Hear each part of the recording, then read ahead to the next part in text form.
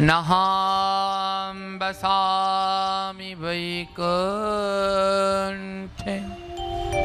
जगेनं हृदय नाचा माद्भक्ताः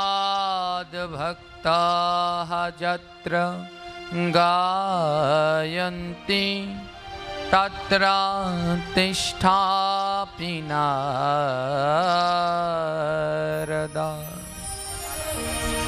একবার ভগবান শ্রীহরির কাছে নারদ ঋষি প্রশ্ন করলেন, হে ভগবান শ্রীহরি, তুমি কোথায় বাস করো?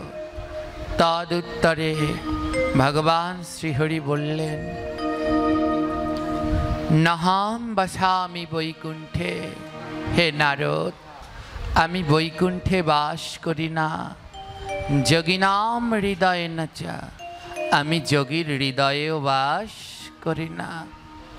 নারদ বললেন, তাহলে কোথায় থাকো প্রভু? ভগবান বললেন, মদ ভক্ত যত্র গায়ন্তি তত্র তিষ্ঠাপি নারদ। হে নারদ, যেখানে আমার ভক্তরা আমার গুণকীর্তন করে, আমার নাম করে, আমার জপ করে, আমি সেইখানেই অবস্থান করি, সেইখানেই অবস্থান করি। ওমা, তাই ভগবান নারদকে এই কথা বলেছেন। তাই আদ্যকার ভগবান বৈকুণ্ঠেও নেই, যোগীর হৃদয়েও নেই। নারদকে দেয়া কথা মতো আজ আপনাদের মতো শুদ্ধ কৃষ্ণ ভক্তের আগমনে আমার প্রাণ গোবিন্দ এই স্থানেই অবস্থান করছে।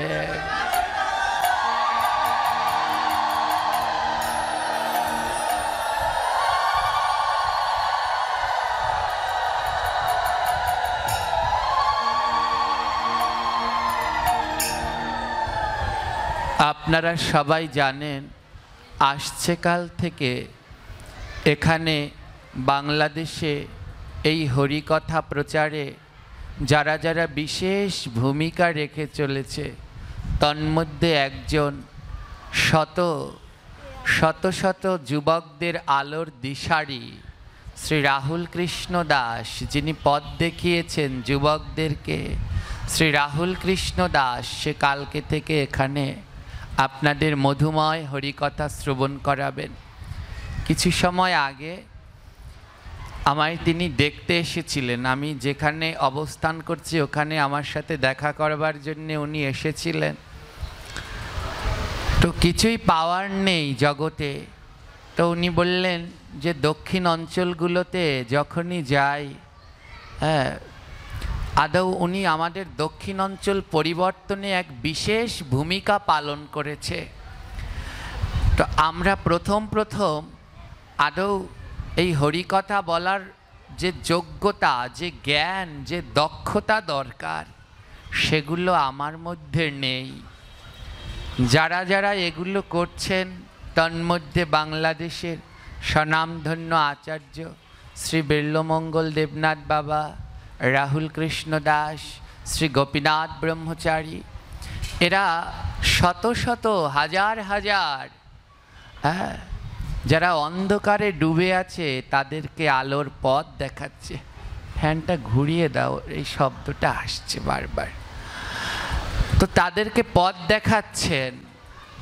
আমরা যারা অন্যরা আছি, যখন কোনো জায়গায় কোনো প্রধানমন্ত্রী আসে, প্রধানমন্ত্রী আসার আগে ওই জায়গাটা এলাকার যিনি মেম্বার আছে উনি যান, কাউন্সিলর আছে তারা যান, গিয়ে দেখে যে এটা প্রধানমন্ত্রী আসার যোগ্য জায়গা কিনা। তারপরে চেয়ারম্যান আসে, তিনি গিয়ে দেখেন যোগ্য কিনা। তারপরে পৌরসভার মেয়র আসে, তারা গিয়ে দেখেন যোগ্য কিনা। তারপরে এমপি আসে, তিনি গিয়ে দেখেন। সবার শেষে মন্ত্রী, তারপরে আসেন প্রধানমন্ত্রী। তো এমনিভাবে ওই প্রথমে সেই মেম্বার থেকে আরম্ভ করে মন্ত্রী পর্যন্ত আসবে, তারপরে আসবেন প্রধানমন্ত্রী।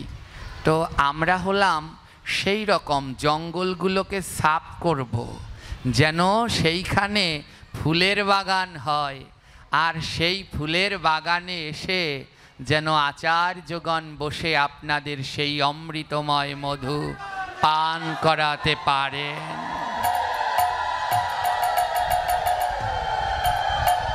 তো কালকে এখানে বাংলাদেশের স্বনামধন্য বক্তা রাহুল কৃষ্ণ দাস আসবেন, আর এসে যদি এই অবস্থা দেখে আমার নামে 2-1টা কেসও দিতে পারে। কেন জানেন? আপনারা যারা বসে আছেন এদের 3 ভাগের 2 ভাগের ললাটে তিলক নেই, 1 ভাগের ললাটে আছে আর বাকি 2 ভাগের ললাটে তিলক নেই। চৈতন্য মহাপ্রভু বললেন, তিলক যদি নাহি থাকে বিপ্রেরও কপালে, শ্মশান সাদৃশ্য কপাল বেদে তাহা বলে। বলে বেদ বলছে, বিপ্র মানে ব্রাহ্মণ, ব্রাহ্মণকে দেখলে শুদ্ধ হয়। হ্যাঁ, ভগবান নিজের থেকেও ব্রাহ্মণকে উপরে স্থান দিলেন, তাই গোবিন্দকে প্রণাম করবার আগে 2 জনকে স্মরণ করতে হয়, গো ব্রাহ্মণ হিতায় চ। হ্যাঁ, তো ব্রাহ্মণ এত উঁচুতে দিলেন, বলে সেই ব্রাহ্মণের কপালেও যদি তিলক না থাকে, বলে ওটা কপাল না, ওটা হলো শ্মশান। হ্যাঁ, তাই অত্যন্ত দুঃখ, আপনারা এতদিন ধরে এখানে হরিকথা শুনছেন, এতদিন ধরে আপনারা এখানে আরতি কীর্তন করছেন, কিন্তু এখনো তিলক ধারণ করছেন না। সবার কাছে করজোড়ে অনুরোধ রইল, কালকে যখন আসবেন সবাই তিলক পরে আসবেন। একটা জিনিস খুব ভালো লাগছে যে এখন অনেকে উত্তরী ধারণ করেছেন। হ্যাঁ, অনেকজন মায়েরা বাবারা উত্তরী ধারণ করেছেন। ওই কিছুক্ষণ আগে দেখলাম একজন নতুন কিনে এনে ধারণ করছে, তো খুব ভালো লাগছে।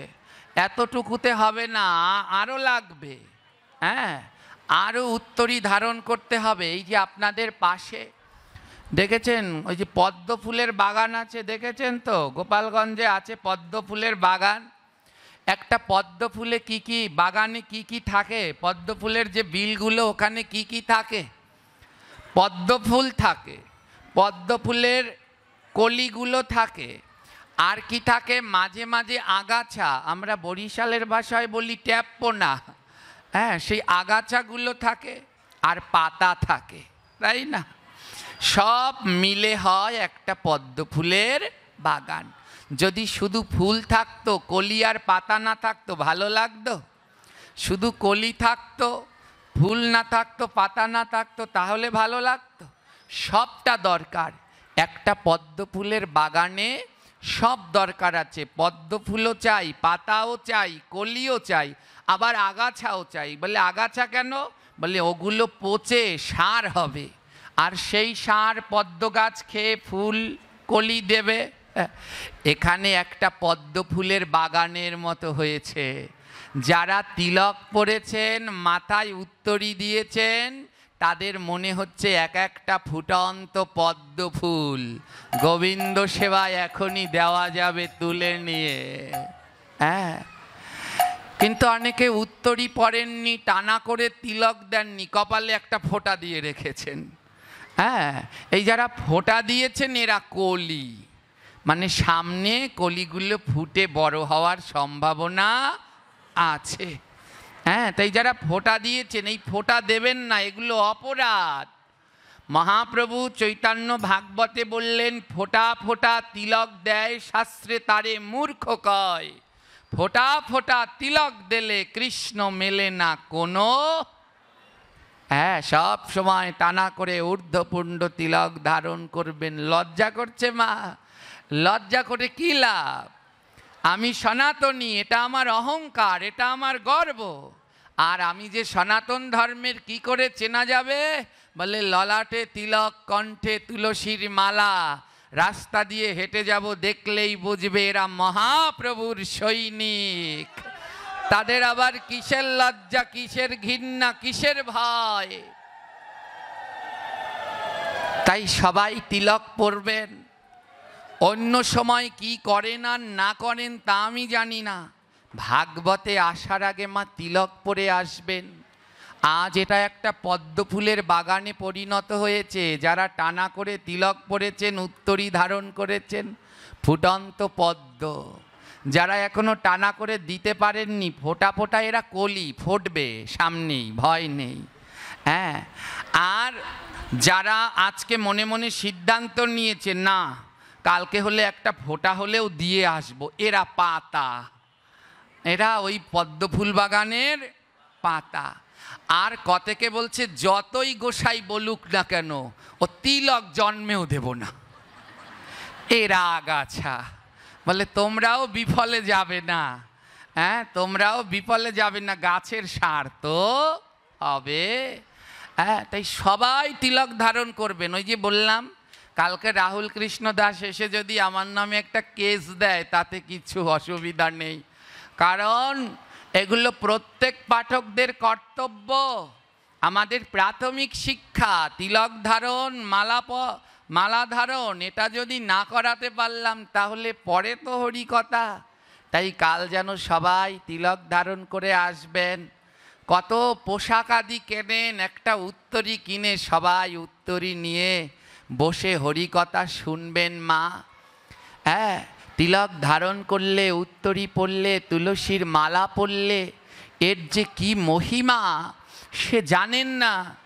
অনেকে প্রশ্ন করে কি, বলে অনেকে অত সাধু সেজে লাভ নাই। সেজে লাভ কি?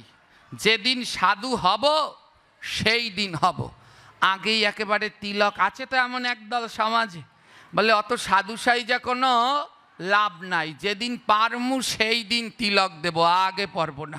হ্যাঁ, ও অত সব আমাগো লাগবে না, সাধু সাজা। হ্যাঁ, জানো সাধু না সাজলে কোনো দিন সাধু হওয়া, সাজতে সাজতেই একদিন সাধু হয়। স্কুলে যেতে হলে স্কুল ড্রেস পরতে হয়, স্কুল ড্রেস না পরলে স্কুলে যাওয়া যায়। এটা একটা স্কুল, আর এই স্কুলের হেডমাস্টার মন্দির আলো করে বসে আছে জগদীশ্বর স্বয়ং অনাদিরাদি পরমেশ্বর গোবিন্দ।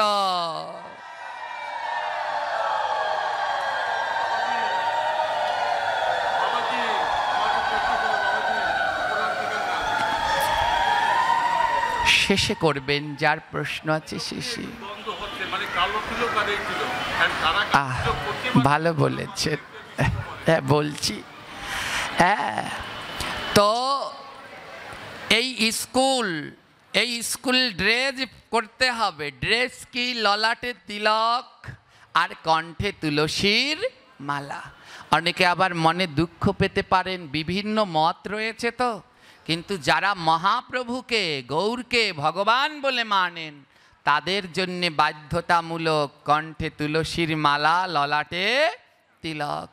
আমার এই বাবা একটু জানতে চেয়েছে তিলক নিয়ে মতভেদ, সাদা তিলক না কালো তিলক। হ্যাঁ, আমাদের কিছু সংখ্যক লোকজন বলে কালো তিলক সবাই পড়তে পারবে না, যারা প্রসাদভুজি, যারা উঁচু স্তরের ভক্ত তারা কালো তিলক পরবে, আর যারা একটু প্রসাদ পায় না নিচু স্তরের তারা সাদা তিলক পরবে। এগুলো সম্পূর্ণ ভুল কথা। হ্যাঁ, ভক্ত কোনো সময় তিলক দিয়ে বিবেচনা করা যায় না। দুই জায়গার মৃত্তিকা দ্বারা তিলক করা যায়, এক হলো বৃন্দাবন, দুই হলো দ্বারকা। দ্বারকায় একটি জায়গা আছে যার নাম গোপী তালাপ। এই গোপী তালাপের মৃত্তিকা দিয়ে তিলক হয়।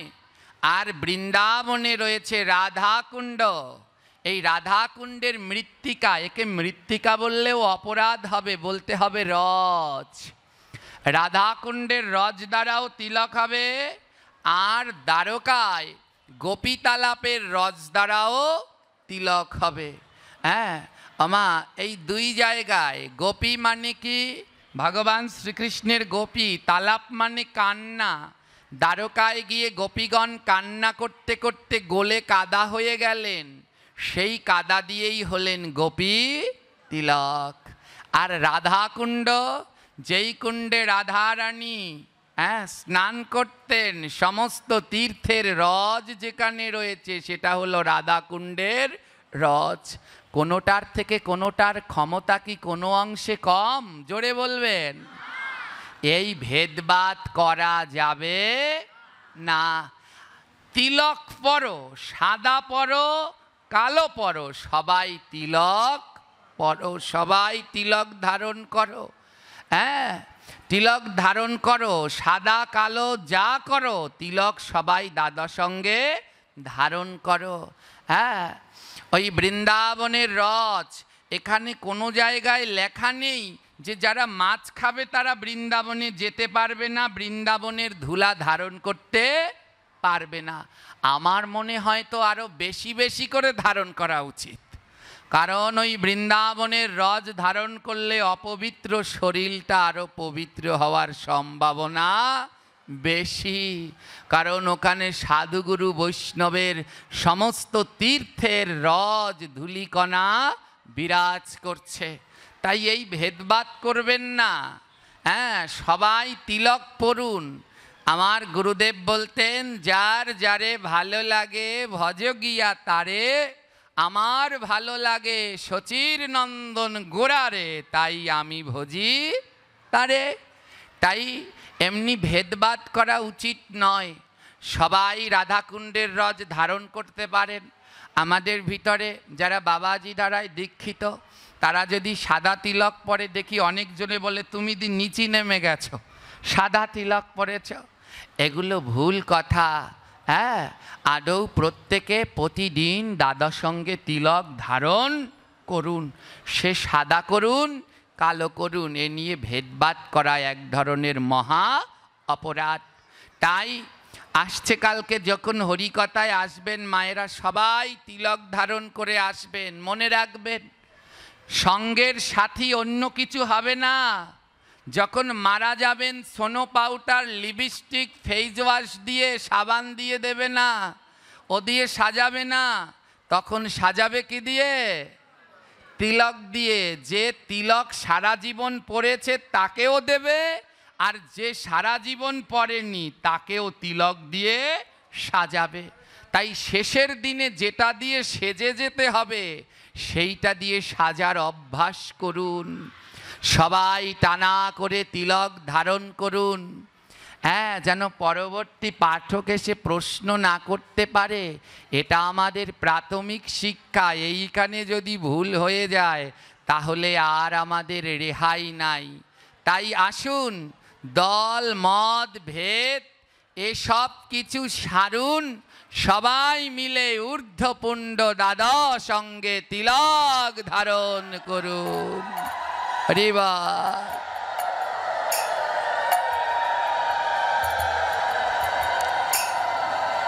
বাবা, ওই যে আমাদের মায়েরা সব উত্তরী। হ্যাঁ, প্রণাম সবাইকে। এমনি করে সবাই উত্তরী ধারণ করে, ওই যে বুদ্ধি বের করে দিয়েছি, ব্যাগে করে নিয়ে আসছে। রাস্তা দিয়ে পড়ে আসতে এমনি ব্যাগে করে নিয়ে আসবেন। ধন্যবাদ মা, প্রণাম। সবাই উত্তরীয় ধারণ করে বসবেন। হ্যাঁ, তিলক ধারণ করবেন, উত্তরী ধারণ করবেন। তো একটা দল বলে কি, সাধু সেজে কি লাভ আছে? যদি পারো সাধু হও। শোনো, সাধু না সাজলে কোনো দিন সাধু হওয়া যায় না। স্কুল ড্রেস না পরলে স্কুলে যাওয়া যায় না। এটা গোবিন্দের স্কুল, এখানে আসতে হলে ড্রেস পরতে হবে। এর ড্রেস, তুলসীর মালা ধারণ করো, ললাটে তিলক পরো, উত্তরী ধারণ করো। বাবারা ধুতি, শাড়ি, মায়েরা উত্তরী এগুলো পরিধান করে এই স্কুলে আসুন। শুনুন, সাধু সাজলেও কৃপা হয়, সাধু সাজলেও গোবিন্দের কৃপা হয়।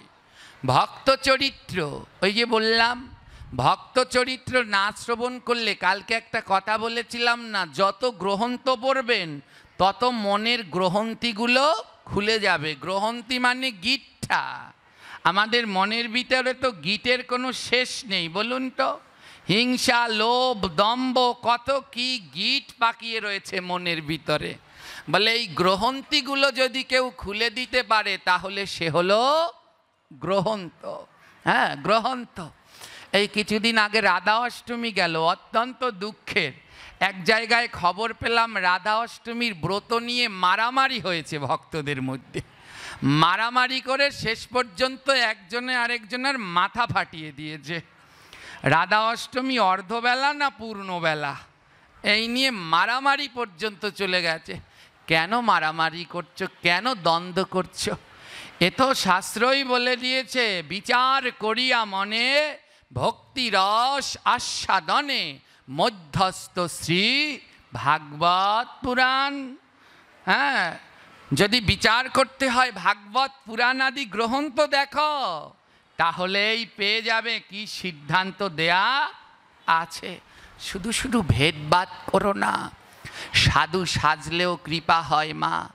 এর জন্যে গ্রন্থ অধ্যয়ন করুন, ভক্ত চরিত্র শ্রবণ করুন। পুরাকালে এক রাজা ছিলেন। এই রাজা পুরাকালে এক পরম কৃষ্ণ ভক্ত রাজা ছিলেন। এই রাজার নাম ধর্মধ্বজ। এই ধর্মধ্বজের একমাত্র কন্যা, রাজা ছিলেন পরম ভক্ত, আর তার একমাত্র কন্যা, কন্যাটির নাম হলো বৃন্দা। যেমন রাজাও ভক্ত, তেমনি তার একমাত্র কন্যা বৃন্দাও ছিলেন পরম ভক্ত। হ্যাঁ, ভক্ত দুজনেই পরম ভক্ত, বাবাও যেমন কন্যাও তেমন। আর এ জগতে পিতার সাথে সাথে যদি সন্তানরা ভক্ত হতে পারে, তাহলে ওই পিতার আনন্দের আর কোনো সীমা নাই। আছে কি?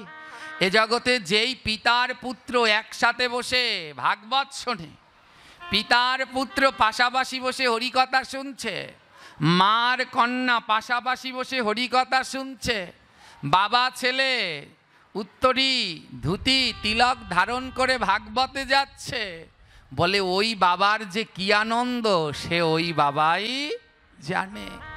যেই মা তার কন্যার সাথে একসাথে হরিকথায় যাচ্ছে, তিলকমালা ধারণ করে, যেই ঘরের প্রত্যেকটি সদস্য গোবিন্দের প্রসাদ পাচ্ছে, তারা জানে যে কি আনন্দ। এর জন্য ওই পঞ্চতত্ত্বের কীর্তনে আছে, পঞ্চপুত্র সঙ্গে ভজে রায় ভবানন্দ। আর ওর কাটানে গিয়ে বলছে ভবানন্দের কি আনন্দ, তারা পিতা পুত্রে গৌর ভজে। এই জগতে তাদের বড় আনন্দ কো, যারা পিতা আর পুত্র একসাথে বসে গৌরের ভজন করতে পারে।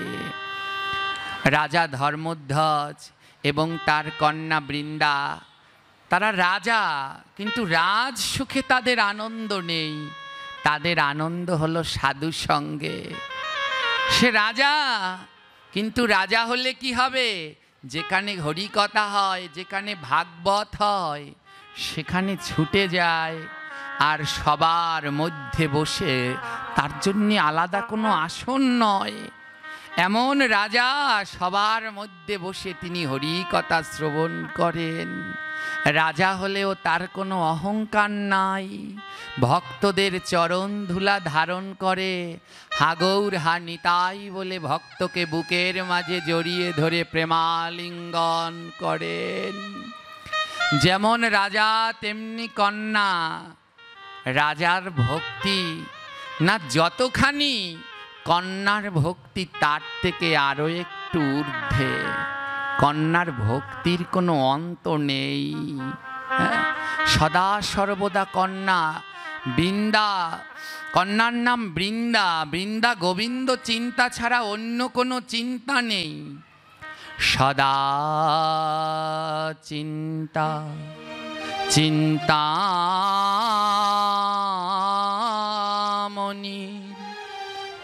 বিনা চিন্তা নাই। কিসে পাব রাধা কৃষ্ণ, সদা সেই চিন্তা তাই। বৃন্দার সদা সর্বদা চিন্তা। কিসে রাধা কৃষ্ণ পাওয়া যায়, সেই চিন্তা তার সদা সর্বদা, অন্য কোনো চিন্তা তার মনের মাঝে নাই। আর বৃন্দা দেখতে দেখতে বিবাহযোগ্যা হলেন। পিতার চিন্তা, যখন ঘরে বিবাহযোগ্য কন্যা থাকে, পিতার আবার চিন্তা হয়ে যায় এই কন্যা কোন জায়গায় একটা সুযোগ্য পাত্রের হাতে দেয়া যায়।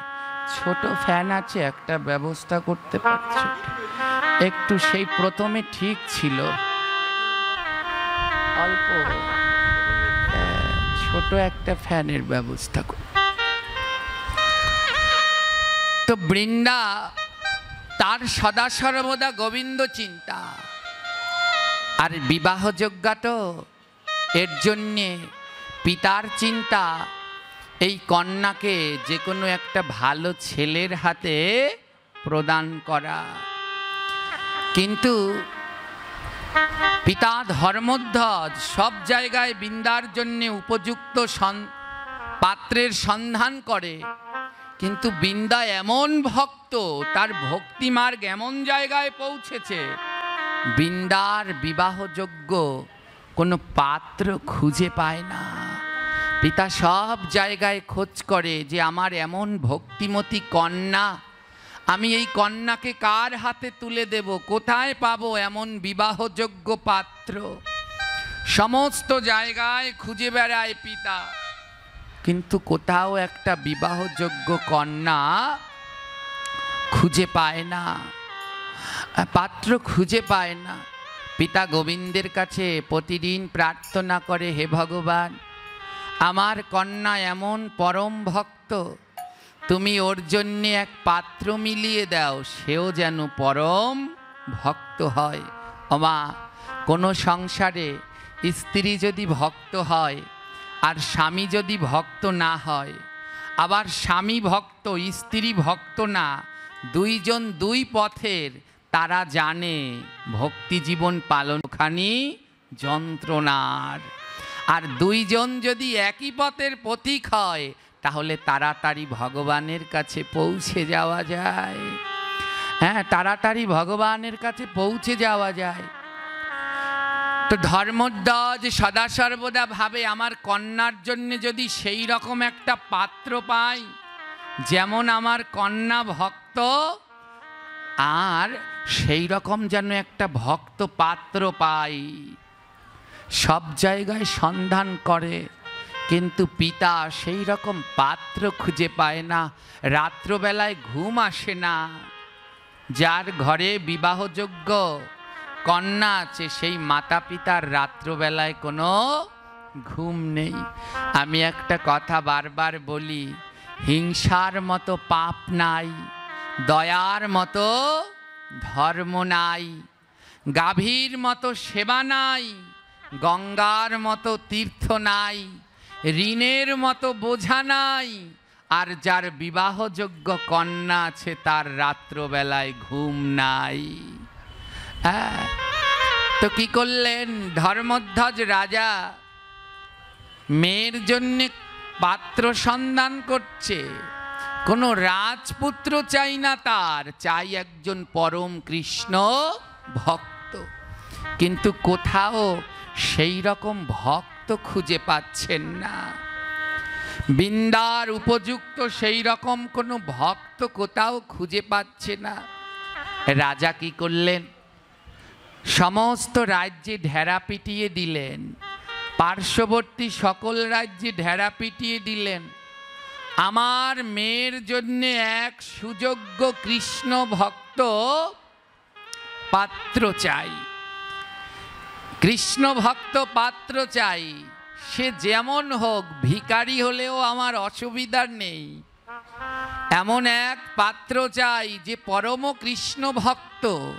সেই রকম পাত্র পেলে আমি আমার একমাত্র কন্যা বৃন্দাকে সেই পাত্রের হাতে তুলে দেব। সমস্ত জায়গায় ঢেরা পিটিয়ে দিলেন। রাজা বললেন, আমার রাজ্যপাট অর্ধেক সেই ভক্তকে আমি দিয়ে দেব যার কাছে আমার কন্যা বিবাহ দেব। যদি সেই রকম কোনো ভক্ত থেকে থাকো, তাহলে সবাই স্বয়ংবর সবাই আসার জন্যে অনুরোধ করা হচ্ছে। রাজা স্বয়ংবর সভা ডাকলেন, চারদিকে খবর ছড়িয়ে পড়লেন, রাজকন্যা বিন্দার জন্যে সুযোগ্য এক পাত্র চাই।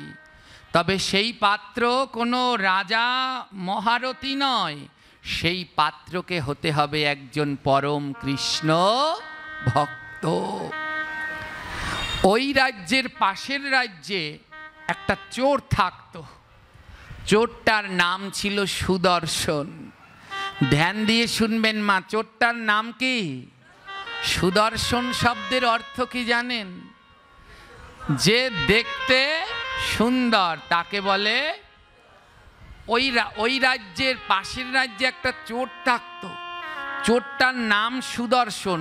আদৌ ও সুদর্শন, ওকে দেখতে বড় সুদর্শন, লম্বা চূড়া, বেশ সুন্দর, গায়ের রং কনক বর্ণের, হ্যাঁ, একেবারে মনে হয় যেন কোনো দিব্য দেহধারী সাধু।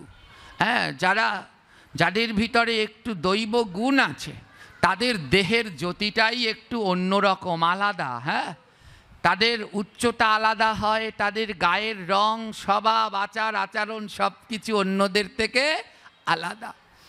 ওই যে পাশের রাজ্যে যে একটা চোর ছিল, চোরের নাম সুদর্শন। ও দেখতে সুদর্শন কিন্তু কোনো সাধু নয়, আদৌ একটা চোর, ছ্যাচরা চোর। ছ্যাচরা চোর মানে বোঝেন, যা পায় তাই চুরি করে। চোরের ভিতরে আবার কয়েক প্রকার আছে। তো একটা ছ্যাচরা চোর, যা পায় তাই চুরি করে, কিন্তু দেখতে বড় সুন্দর। হ্যাঁ, তো ওই রাজার যারা প্রহরী আছে, সমস্ত রাজ্য ঘুরিয়ে ঘুরে ঢেরা পিটাচ্ছে। আসছে এত তারিখে, আসছে 14 তারিখে আমাদের রাজকন্যার স্বয়ংবর সভা। সেই সভায় যত সাধুগুরু বৈষ্ণব আছে সবার নিমন্ত্রণ। আমাদের রাজকন্যা যেই বৈষ্ণবকে পছন্দ করবে তার গলায় বরমাল্য পরাবে। সমস্ত বৈষ্ণবগণ সেখানে নিমন্ত্রণ থাকবেন, কারণ আমাদের রাজকন্যাও হলেন পরম বৈষ্ণব ভক্ত। তো সুদর্শনও ওই কথাটা শুনেছে। তো সুদর্শন বলছে, আমি তো আর ভক্ত না যে যাব। তো ওই যে ভক্তরা যখন ওই কথাগুলো শুনছে, ঢেরা পিটাচ্ছে, সবাই এসে এক জায়গায় জড়ো হয়েছে। ওই চোরের কাজ কি? যখন কোনো মানুষ এক জায়গায় জড়ো হয়, সেইখানে গিয়েই চুরি করা হলো চোরের কাজ। এখানেও আবার কয়েকজন এসেছে। কি একবার আমরা যে গোপীনাথ ব্রহ্মচারী দাদার অনুষ্ঠানে পাঠ করতে গেলাম, আমাদের ব্যাগ ট্যাগ শুদ্ধ নিয়ে গেল। এদের কাজই হলো ওটা, যখন ভিড় দেখবে ওখান থেকে চুরি করে নিয়ে চলে যাবে। তো সুদর্শন চোরা ওই যে ঢেরা পিটাচ্ছে, ও ঢেরা শোনার, ওই যে রাজার প্রহরী যা বলছে ও শুনতে আসেনি।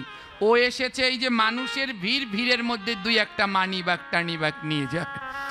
তো এই একজনের পকেটে হাত দিয়ে নিতে শুরু করেছে, অমনি হাত খপ করে ধরে ফেলেছে। ধরে বলছে, ওরে সুদর্শন, তুই দেখতে এত সুদর্শন, যদি তুই একটু সাধু হতি এই রাজকন্যা রাজা তোকেই দিয়ে দিত। যার পকেট চুরি করতে গিয়েছে সে ধরে বলছে, সুদর্শন তুই দেখতে এত সুদর্শন, এর সাথে যদি তুই একটু সাধু হতি রাজা নিশ্চয়ই রাজকন্যা তোর হাতে দিয়ে দিত। হ্যাঁ, চোরের মাথায় বুদ্ধি এলো, সত্যি তো, আমি যদি সাধু হতাম তাহলে তো ওই রাজকন্যা আমি পেতাম, রাজ্যও পেতাম, রাজকন্যাও পেতাম। চোর সাথে সাথে বুদ্ধি করলো, না, সাধু সাধু আমাকে হতেই হবে, তাহলে আর আমায় সারা জীবন চুরি করতে হবে না। যদি সাধু হতে পারি রাজকন্যাও পাবো, রাজ্যও পাবো। চোর কি করলেন, ওই গ্রামে এক ভক্ত ছিলেন, ভক্তের কাছে গেলেন আর ভক্তকে গিয়ে বললেন, ভক্ত দাদু একটু বলবে সাধু হতে গেলে কি কি লাগে? ভক্ত বলছে, শোন সুদর্শন, সাধু হতে গেলে সবার আগে কণ্ঠে তুলসীর মালা পরা লাগে। সাধু হতে গেলে দাদা সঙ্গে প্রত্যহ তিলক ধারণ করা লাগে। সাধু হতে গেলে আচার ব্যবহার পোশাক পরিচ্ছেদের ঠিক করতে হয় রে বাবা। ভগবানের নিত্য প্রসাদ পেতে হয়। সুদর্শন বলল, এটা তো সাধু হতে গেলে লাগে, কিন্তু সাধু সাজতে কি লাগে? ভক্ত বললেন, সাধু সাজতে হলে তিলক পড়তে হবে, মালা দিতে হবে, উত্তরী নামাবলী পড়তে হবে, ধুতি পড়তে হবে, হ্যাঁ, তাহলে সাধু সাজা যায়। সুদর্শন বলে, এই তো বুদ্ধি। আমি সাধু না অসাধু রাজা তো আরও জানে না, সেজে গেলেই হলো।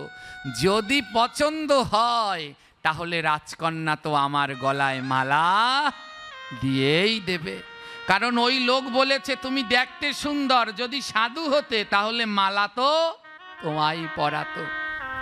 সুদর্শন কি করলেন, তৎকালীন সময়ে যাত্রাপালা হতো, তো এই যাত্রাপালার দোকান থাকতো, ভাড়া পোশাক ভাড়া দিত, হ্যাঁ, যারা আগিলা দিনের মানুষ তারা দেখেছে, হ্যাঁ, দোকান ভাড়া থাকতো, ওখানে যাত্রার পোশাক টোশাক ভাড়া দিত। সুদর্শন চোরা এলাকার যাত্রা যে করে ওই পোশাক ভাড়া দেয়, ওই দোকানে গেলেন। দোকানে গিয়ে বললেন, ওগো দোকানদার, আমাকে সাধুর সাজার পোশাক ভাড়া দাও, একটা ধুতি, উত্তরী, কমণ্ডলু, তিলক, তুলসীর মালা, যা যা লাগে সাধু সাজতে সব কিছু দাও। দোকানদার বলছে, তুই এমন ছেঁচড়া চোর, তোর কাছে দিলে আরো ফেরত আসবে না। সুদর্শন চোরা বলে, শোনো দোকানদার, আমি যার জন্য এই পোশাক মালা তিলক নিচ্ছি, যদি কাজে সফল হই তাহলে তোমার আর দোকানদারি করা লাগবে না, তোমাকেও দিয়ে দেব কিছু। দোকানদার বলছে, বুঝিস কিন্তু আবার নিয়ে পালাস না। বলেন, না পালাবো না, তুমি দাও। কি করলেন জানেন, ওই যাত্রার দোকান থেকে ভাড়া করে নিলেন তুলসীর মালা, গলায় মালা পরলেন মোটা মোটা করে, ললাটে টানা করে মোটা করে দাদা সঙ্গে তিলক দিলেন, ধুতি উত্তরী পরে মাথায় নামাবলী বেঁধে জপের মালা হাতে নিয়ে রওনা দিলেন। হ্যাঁ, ও জীবনেও কোনো দিন এই পোশাকগুলো পরেনি। ওই ভক্ত যার কাছ থেকে জেনে এসেছে সেই ভক্ত দাদু, ভক্ত দাদুর কাছে গিয়ে বলছে, দাদু দেখো তো আমাকে সাধুর মতো লাগছে কিনা। আদৌ সুদর্শন ও চোর হলে হবে কি? হ্যাঁ, কারণ ওর ভিতরে তো সাধুর লক্ষণ আছে। এ জগতে যতজন বড় বড় ভক্ত তারা প্রথম জীবনে সাধু ছিলেন না। কেউ চোর, কেউ দস্যু, কেউ মাতাল। হ্যাঁ, যেমন রত্নাকার দস্যু ছিলেন, দস্যু থেকে সাধু হলেন। জগাই মাধাই মাতাল ছিলেন, তারপরে সাধু হলো, কিন্তু দেহের মধ্যে লক্ষণ ছিল। জগাই মাদাইয়ের ভিতরে লক্ষণ ছিল, তাই নিত্যানন্দ বুঝতে পারলেন যে এরা সাধু হবে। রত্নাকারের ভিতরে লক্ষণ ছিল, তাই নারদ বুঝতে পারলেন এ একদিন বড় সাধু হবে। আজ যেই ভক্তের কাছে গেলেন, ভক্তের কাছে গিয়ে সুদর্শন বললেন, ও ভক্ত দাদু একটু দেখো তো আমায় সাধুর মতো লাগছে কিনা। ভক্তের চোখ তো দেখলেই বলতে পারে সাধু হবে। ওই ভক্ত দেখে বললেন, সুদর্শন তুই এখন চোর বটে, কিন্তু আমার দেখে মনে হচ্ছে তুই একদিন প্রকৃত সাধু হবি, তুই একজন প্রকৃত সাধু হবি।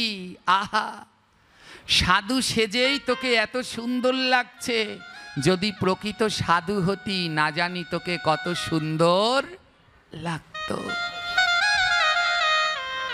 এবার ওই ভক্তকে প্রণাম করে সুদর্শন রওনা দিচ্ছে। ভক্ত জিজ্ঞেস করছে, সুদর্শন এমন সাধু সেজে কোথায় যাচ্ছিস? সুদর্শন বলল, দাদু তোমার কাছে মিথ্যে বলবো না, পাশের রাজ্যে রাজা ঘোষণা দিয়েছে সাধুর কাছে মেয়ে বিয়ে দেবে, তাই সাধু সেজে যাচ্ছি। যদি আমার কপালটা ভালো হয়, মেয়েটা যদি আমার গলায় বরমাল্য দেয়, ও দাদু তোমাকেও কিছু অংশ দেব, তুমি একটু আমায় আশীর্বাদ করো। ওই ভক্ত মন্দিরের পূজারী শিখিয়ে দিলেন, শোন সুদর্শন, যাচ্ছিস তো, শুধু সাধু সাজলেই সাধু হওয়া যায় না। সাধু যেমন বহিরঙ্গ সাজতে হয়, তেমনি সাধু সাজার আরেকটা গুণ আছে, মুখে নাম করতে হয়। ও বাবা, ওই যে রাজ সবাই যাচ্ছিস, সাধু সাজ ঠিক আছে, কিন্তু মুখে যদি নাম না থাকে তাহলে ধরা পড়ে যাবি। তাই শোন বাবা, একটু নাম করতে করতে যা, একটু নাম করতে করতে যা, দেখবি তোকে প্রকৃত সাধু বলে মনে হবে। সুদর্শন নাম করতে করতে রওনা দিলেন। বলে কি নাম করব? ভক্ত বাবা শিখিয়ে দিলেন, আমার মহাপ্রভুর দেয়া এই নাম করতে করতে রওনা দে, দেখবি তোর কৃপা হবে। সুদর্শন গাইলেন, হরে কৃষ্ণ কৃষ্ণ কৃষ্ণ হরে হরে, হরে রাম রাম রাম হরে হরে, হরে কৃষ্ণ সবাই কারো মুখ বন্ধ না। হরে হরে, হরে রাম রাম রাম হরে হরে, হরে কৃষ্ণ কৃষ্ণ কৃষ্ণ হরে হরে, হরে রাম রাম রাম হরে হরে, হরে কৃষ্ণ বলো বলো উচ্চ স্বরে সবাই, কৃষ্ণ হরে হরে, হরি বল হরি বল, হরে রাম রাম রাম হরে হরে। ওমা, ওই চোরটায় নাম গাইছে, নাম করছে, ও একটা চোর, কোনো সাধু না। কিন্তু এই মহামন্ত্রের এমন গুণ, এই মহামন্ত্রের এমন গুণ বলনো না যায়। যেই জনা জপে সেই জনা জানে, এই মন্ত্রের গত গুণ হৃদয় মাঝে প্রেমের বান হানে। বলে এই মন্ত্র যে জপ করে সে জানে তার মনের ভিতরে কেমন প্রেমের বান হানে। কেউ মুখ বন্ধ করে রাখবে না গো, সবাই বদন ভরে কীর্তন করো। দুটি হাত গোবিন্দ দিলেন কেন? বলে এই হাতটি দিয়ে একটু করো তালি দাও, এই হাত দুটি গোবিন্দের নামে তুলে দাও, তোমার এই হাত দুটি সার্থক হবে। এই হাতে সারা জীবন টাকা গুনলেন, একটু গোবিন্দের নামে আজ করতালি দিন। এই মুখে কত অখাদ্য খেলেন, আজ গোবিন্দের এই মন্দিরে একটু এই মুখে গোবিন্দের নাম করো মা। চারদিকে তাকিয়ে দেখো কত দেব দেবীতে ভরে রয়েছে তোমাদের মন্দির, এরা সবাই বেকুল হয়ে বসে আছে ভক্তের মুখে নাম শ্রবণ করবে বলে। আমার এই মুখে নামে উদ্ধার হবে না, এই মুখে নামে উদ্ধার হবে না। কেন জানো? আমি জোর গলায় বলি, আমার মুখের এই নাম শুনলে, ওই কীর্তনের আসনের নাম শুনলে এতে উদ্ধার হবে কিনা আমার সন্দেহ আছে। কিন্তু তোমরা যদি সবাই নাম করো এতে উদ্ধার হবে, তাতে কোনো সন্দেহ নাই। কেন জানো? আমরা যারা এইখানে এসেছি, যারা ওই আসরে বসে নাম করি, সবার স্বার্থ আছে। ভাগবত পাঠের পরে আবার প্রণামী নেই, প্রণামী নেই। যেইখানে স্বার্থ আছে সেইখানে গোবিন্দ থাকে না। হ্যাঁ, বিনা পয়সা দিলে তো পাঠ করতে আসতাম না। বিনা পয়সায় যদি বলতো যে 1 পয়সাও দেব না, সত্যি বলছি, মিথ্যে বলবো কেন? আসতাম না। তাই স্বার্থ আছে, যেখানে স্বার্থ আছে সেইখানে ভগবান আসে না। কিন্তু আপনারা নিঃস্বার্থ, আপনাদের কেউ বলে আনেনি এখানে আসলে আপনাদের টাকা দেয়া লাগবে। আপনারা নিঃস্বার্থ, আপনাদের মুখের নামে কাজ হবে। কিন্তু আমাদের মতো এই অপদার্থদের মুখের নামে কাজ হবে না। তাই একটু বদন ভরে উচ্চ স্বরে সবাই মিলে বলুন, হরে কৃষ্ণ হরে কৃষ্ণ কৃষ্ণ কৃষ্ণ হরে হরি বল হরি বল, হরে রাম হা রাধে রাধে, হরে হরে হরে কৃষ্ণ বাবা অমৃত মধুময়। কৃষ্ণ কৃষ্ণ আরো জোরে আরো জোরে সবাই করো তালি দিয়ে। হরে রাম রাম রাম হরে হরে হরে কৃষ্ণ কৃষ্ণ কৃষ্ণ হরে হরে, হরে রাম রাম রাম হরে হরে, হরে কৃষ্ণ গৌরাঙ্গ কৃষ্ণ হরে হরে হরে রাম রাম রাম হরে হরে। আজ চোরটা নাম করছে, আর এই নামের এমন গুণ, ওর দুই নয়ন থেকে টপ টপ করে জল ঝরছে। ছুটতে ছুটতে আবার সেই মন্দিরের পূজারী ভক্ত দাদুর কাছে গিয়ে জিজ্ঞেস করলো, দাদু আমায় কেমন মন্ত্র দিলে, এ আমায় কেমন কীর্তন শিখালে, এ নাম গাইলে যে নয়ন থেকে জল ঝরে।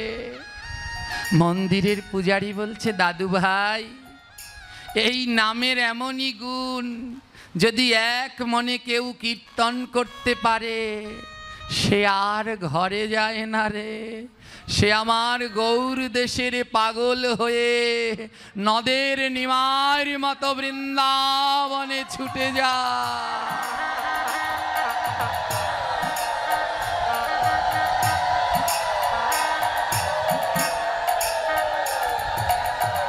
আজ সুদর্শন চোরা ওই নাম জপ করতে করতে স্বয়ংবর সভায় উপস্থিত হলেন। আর কি হলেন জানো তো, শয়ে শয়ে ভক্তরা দাঁড়িয়েছে, তিলক মালা পরে শয়ে শয়ে ভক্তরা দাঁড়িয়েছে রাজকন্যাকে বিয়ে করার জন্যে। রাজা রাজ সিংহাসনে বসে আছে, রাজকন্যা বরমালা নিয়ে বসে আছে, সব লাইন দিয়ে দাঁড়িয়েছে বড় বড় নাম নাম করা ভক্তরা রাজকন্যাকে বিয়ে করবার জন্যে। রাজকন্যা তাকিয়ে তাকিয়ে কাঁদছে, ওই ভক্তদের দিকে তাকিয়ে তাকিয়ে কাঁদছে। ওমা কাঁদছে কেন জানো? ওই যে সব লাইন দিয়ে রাজকন্যাকে বিয়ে করতে এসেছে, আদৌ কি সবাই ভক্ত? জোরে বলবে।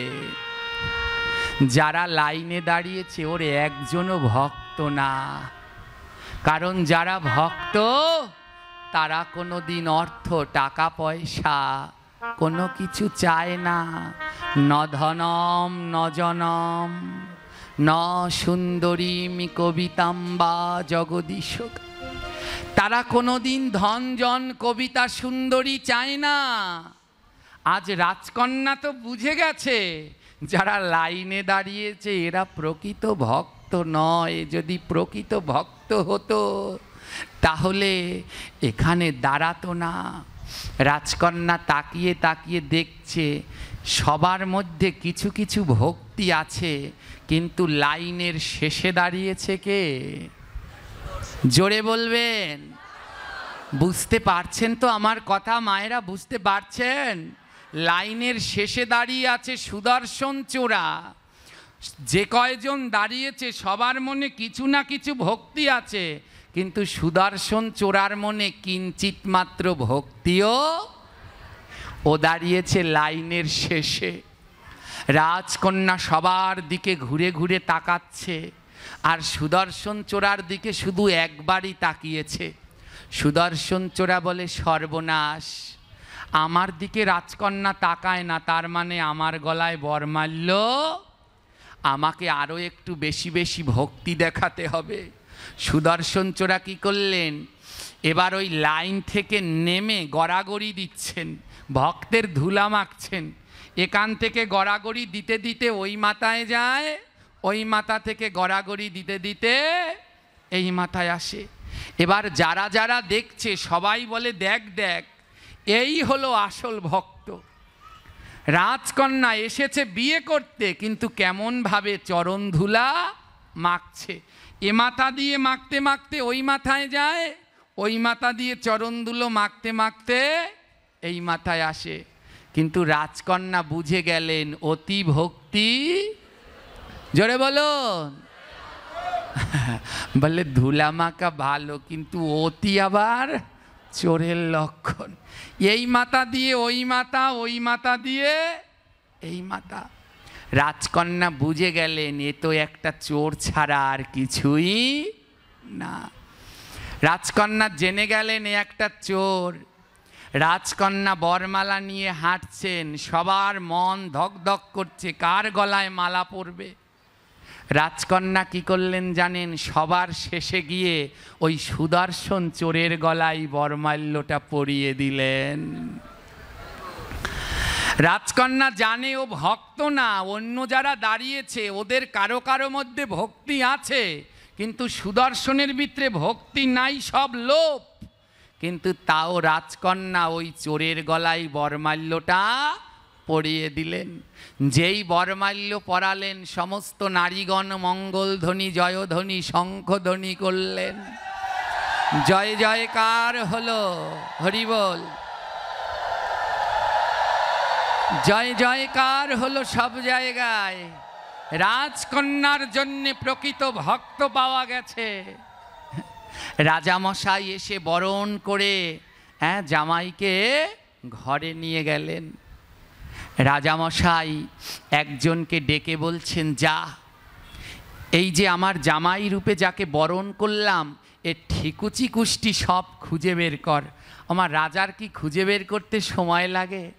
রাজা গুপ্তচর পাঠিয়ে দিলেন, এর ঠিকুচি কুষ্টি সব খুঁজে বের কর। গুপ্তচররা খোঁজ চালাতে শুরু করলেন। খোঁজ করে 2 ঘন্টার মধ্যে খোঁজ নিয়ে চলে আসলেন গুপ্তচররা, রাজামশাই, আপনার মেয়ে যাকে মালা পরিয়েছে ও কোনো ভক্ত নয়, ও হলো পাশের গ্রামের চোর, নাম হলো ওর সুদর্শন। ও যাত্রাপালার দোকানের পোশাক ভাড়া করে সাধু সেজে আপনার মেয়েকে এবং আপনাকে ঠকানোর জন্য এসেছে। এই কথা শুনে রাজা রেগে গেলেন, হাতে একটা তরবারি নিয়ে রওনা দিলেন যে আজ ওকে এখানেই আমি গরদান দেব। ওর এত বড় সাহস, ও আমার মেয়েকে ঠকিয়েছে। তরবারি নিয়ে যখন রওনা দিয়েছে, চোর তো ঘরের মধ্যে, আর রাজকন্যা বৃন্দা এসে রাজাকে আগলে দাঁড়িয়েছে, দাঁড়াও পিতা, দাঁড়াও, কোথায় যাচ্ছ? রাজা মনে মনে বললেন, আমার জামাই যে একটা চোর, এটা মেয়ের কাছে বলা যাবে না, তাহলে আমার মেয়ে বড় কষ্ট পাবে। রাজা কিছু বলছে না। রাজা বলছে, বৃন্দা তুমি আমার পথ ছেড়ে দাও। বৃন্দা বলছে, বাবা আমি সব জানি, আমি সব জানি, তুমি এই তরবারি নিয়ে আমার স্বামীকে বন্দি করতে যাচ্ছ, তাই না? রাজা থমকে গেলেন, তুমি সব জানো? বৃন্দা বলছে, বাবা এই জগতে ভক্তরাই ভক্তকে চিনতে পারে। তুলসীদাস তার রামচরিত মানসে বললেন, এক ভক্ত আরেক ভক্তকে কিভাবে চেনে। রামচরিত মানসে বললেন, 2 মেলে 64 খেলে 9 কোর প্রেমানন্দে হরি হরি বলে। এক ভক্ত আরেক ভক্তকে কি করে চেনে? 2 মেলে। এই ভক্তের দুই চোখ, এই ভক্তের দুই চোখ মিলে গেল। আর যখন এক ভক্ত আরেক ভক্তের দিকে তাকায়, ওমা তারা তাকিয়ে মুখ বন্ধ করে রাখে? জোরে বলেন, রাখে? কি বলে? একজন ভক্ত আরেক ভক্তজনের দিকে তাকিয়ে বলে, কি কেমন আছো, এটা বলে? কি বলে বলেন তো, জোরে বলবেন। এক ভক্ত আরেক ভক্তের সাথে দেখা হলে তাকিয়েই বলে রাধে রাধে। আবার কেউ বা বলে হরে কৃষ্ণ। তারা মুখ বন্ধ করে রাখে না। দুই মেলে 64 খেলে, মানে এই ভক্তের 32খানা দাঁত, ওই ভক্তের কয়টা হলো? এই যে 2 মেলে 32 64টা দাঁত খুলে গেছে। আর প্রেম সে কোর হরি হরি বলে। আমাদের দেহে 9 লক্ষ পশম আছে, লোমকূপ আছে। যখনই কোনো শুদ্ধ ভক্তকে দর্শন করবেন, দেখবেন আপনার গায়ের পশমগুলো কাটা শিরা দিয়ে গেছে। যেই দিন দেখবেন কোনো ভক্তকে দর্শন করে আপনার গায়ের পশমগুলো শিহরিত হয়ে যাচ্ছে, সেই দিন বুঝে নিবেন এ একজন প্রকৃত শুদ্ধ ভক্ত। দেরি না করে সঙ্গে সঙ্গে ওখানে লুটিয়ে পড়বেন। তুলসীদাস শিখিয়ে দিলেন। বৃন্দা বললেন, বাবা আমি ভক্ত চিনতে পারি, আবার অভক্ত চিনতে পারি। তোমার আগেই আমি জেনে গেছি, ওই যে আমার স্বামী ও কোনো ভক্ত নয়। বাবা বললেন, বৃন্দা তাহলে তুমি এই কাজ কেন করলে? ওইখানে তো আরো অনেক ভক্ত ছিলে, তুমি তাদের গলায় তো মালা পরাতে পারতে। বৃন্দা বলছে, না বাবা, আমাকে বিয়ে করবার জন্য যারা লাইন দিয়ে দাঁড়িয়েছে ওরা কেউ ভক্ত ছিল না। যদি ভক্ত হয় তাহলে কেউ ধনের লোভে দাঁড়ায় না। মহাপ্রভু শিক্ষা অষ্টমে বলছে না, ন ধনম ন জনম, ভক্তরা ধন জন চায় না, এ দাঁড়াতো না। রাজা বলছে, তার জন্যে তুমি একটা চোরের গলায় মালা পরালে। বৃন্দা বলছে, শোনো বাবা, তোমার ডাকা ওই স্বয়ংবর সভায় যারা যারা দাঁড়িয়েছিল আমাকে বিবাহ করার জন্যে, তার ভিতরে সব থেকে নিকৃষ্ট সে হলো আমার স্বামী। আমি তার গলায় মালা পরিয়েছি। রাজা বলল, কেন করলে? বৃন্দা বলছে, জানো বাবা, এ জগতে ভক্তদের কাজ কি? এ জগতে ভক্তদের কাজ হলো নিজে ভক্ত হয়ে অন্যকে ভক্ত তৈরি করো। এ জগতে প্রকৃত ভক্তের কাজ নিজে ভক্ত হয়ে অন্যকেও ভক্ত তৈরি করো। মহাপ্রভু বললেন, ভারত ভূমিতে জন্মি যে নাহি করে পর উপকার, এ জন্ম তার বৃথা। পর উপকার কি? কাউকে চাল ডাল তেল বস্ত্র দিলে পর উপকার। হ্যাঁ, পর উপকার, এটা এই জগতের। বলে ওই জগতের একটু পর উপকার করো। কারো গলায় মালা নেই, তাকে মালা পরাও। কারো জপ করে না, তাকে জপ করাও। কেউ গীতা পাঠ করে না, তাকে গীতা পাঠ করাও। ঘরে ঘরে যাও, প্রচার করো। এই যে কালকে আমি আসছি, আমি এত অসুস্থ, তাও আমি বসে নেই। কালকেও আমি একটা নগর সংকীর্তন করে এসেছি। যেইখানে যাই আমি নগর সংকীর্তন করি। এটা তো শহর, না হলে একদিন বেরিয়ে পড়তাম। জানি না, শহরে তো আমি তেমন আসি না। আমি হলাম গ্রামে গ্রামে থাকা। হ্যাঁ, ওই গ্রামে গ্রামে ঘুরে ঘুরে যাই, দেখি নাকি কাউকে একজন গীতা ধরিয়ে দেয়া যায়। হ্যাঁ, দেখি নাকি কাউকে একটা জপের মালা ধরিয়ে দেয়া যায়। এই যে আজকে অনেকগুলো ইয়ং 2-3 জন আমার বাবারা এই যে জপ মালা নিলেন, হ্যাঁ, আমার প্রণামী দিচ্ছে। বলছি, ও তোদের প্রণামী তো দিয়েই দিয়েছিস, আলাদা প্রণামী লাগবে না। কেউ যদি জপ মালা নিয়ে বলে আমি জপ করব, আমার মনে হয় আমার এ দেহ প্রাণ সব তাকে দিয়ে দেই, কারণ সে আমার মহাপ্রভুর কথা পালন করছে, মহাপ্রভুর দেখানো পথ ধরছে, জপের মালা ধরছে।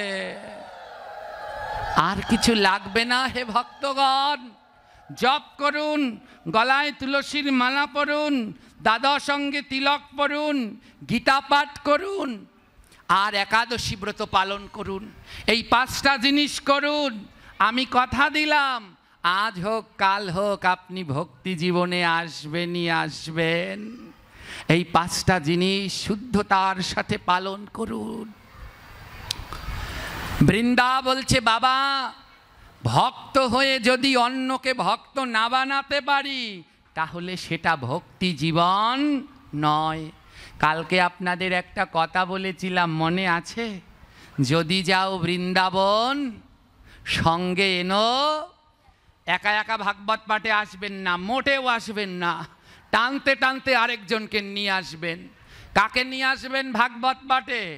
এই যে মায়েরা মনে মনে ভাবছে আজকে যে বেআইরে ফোন দেব, ও বেআই আমাগো বাড়ি আসেন।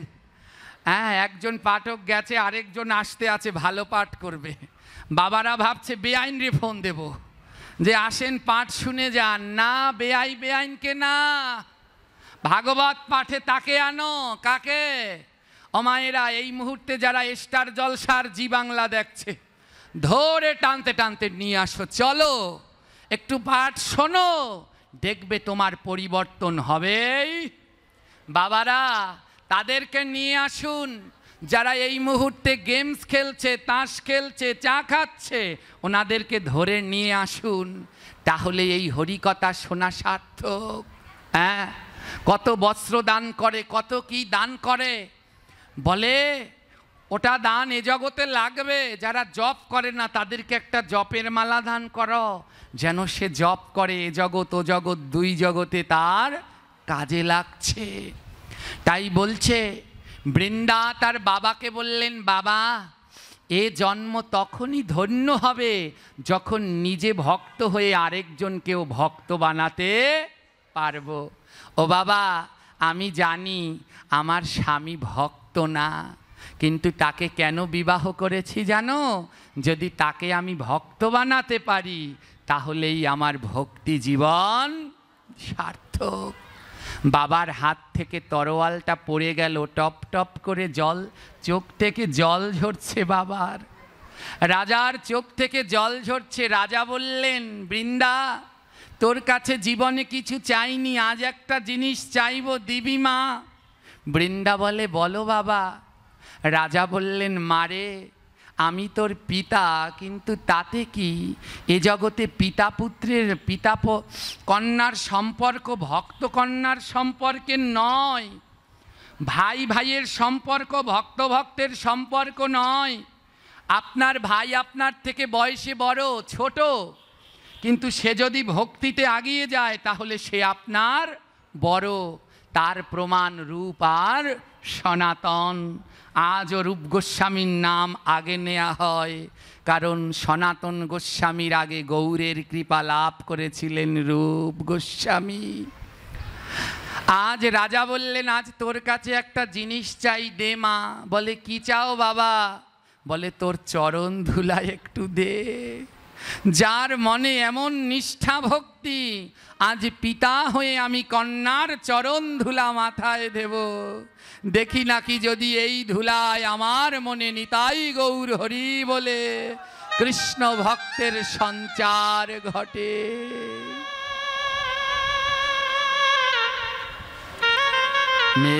মেয়েকে বলছে, মারে এমন কৃষ্ণ ভক্তি কোথায় পেলি? এমন কৃষ্ণ ভক্তি তো দেখি না। তোর মতো এমন করে জগতে আর কেউ তো অন্যের কথা ভাবে না, নিজের জীবনের কথা চিন্তা করলি না। প্রত্যেক মেয়ে তো একটা ভালো স্বামীর সন্ধান করে, তাই না? এই হলো মা ভক্ত। আমরা মরে যাব, আমাদের কথা কেউ বেশাসনে বসে বলবে না। আর কোন কালে এই বৃন্দার মতো ভক্ত দেহ রেখেছে, আজও ভক্তরা তাদের কথা শুনছে। শুধু শুনছে না, এমন ভক্তের কথা শুনে নয়নে জল ঝরছে। এরা জগৎ মাঝে অমর হয়ে রয়েছে, যারা জগৎ জীবের জন্য ত্যাগ করতে পারে। আজ পিতা বলছে, মারে আজ আমি পিতা হয়ে তোর চরণ ধুলো নিতে চাই, একটু ধুলো দে মা। শুনেছি ভক্তের ধুলা না লাগলে কোনোদিন ভক্ত হওয়া যায় না। আমি রাজা হয়েছি কিন্তু ভক্ত হতে পারিনি। আর সেই ভক্তের চরণ ধুলা লাগলেই প্রকৃত ভক্ত হওয়া যায়, যে নিঃস্বার্থ ভক্ত। ও মা, প্রত্যেক মেয়ে একটা ভালো স্বামী চায়, আর তুই তোর জীবনে ভালো স্বামীর চিন্তা করলি না। একটা চোরকে ভক্ত করবি বলে তোর জীবনকে বাজি রাখলি। আজ পিতা লুটিয়ে পড়ে বলেছে, আজ পিতা কন্যার সম্পর্ক নয়, আজ তোর মধ্যে আমার মধ্যে ভক্তের সম্পর্ক। তাই আজ কন্যার কাছে গিয়ে বলছে, বলে দে দে ভক্ত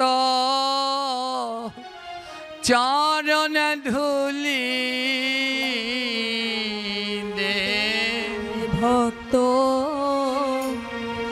চরণ ধুলি, দে দে ভক্ত চরণ ধুলি, দে ভক্ত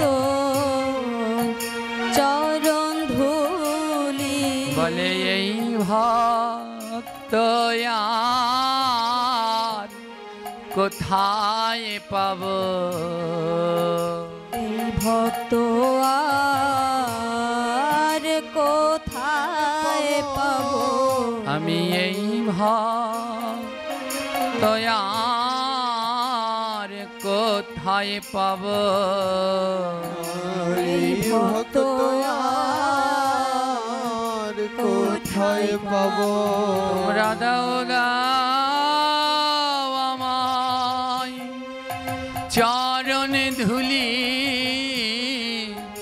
এই ভক্ত আর কোথায় পাব,